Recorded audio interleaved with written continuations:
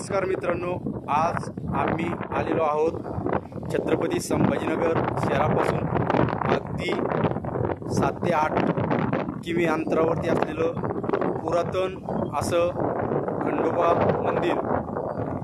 दुर्लक्षित असलेलं हे हजारो वर्षापूर्वीचं मंदिर आता म्हणजे खूप बिकट परिस्थितीमध्ये आहे.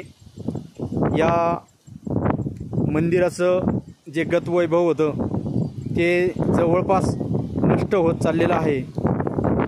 हेमाडपंथी शेकडो वर्षापूर्वी निर्माण झालेलं हे खंडोबाचं मंदिर कडेपठार आज कशा अवस्थेत आहे हे दाखवण्याचं काम मी तुम्हाला करणार आहे. या मंदिराची सविस्तर माहिती मी पुढील व्हिडिओमध्ये तुम्हाला टाकणार आहे, तर पुढील व्हिडिओ नक्की बघावा.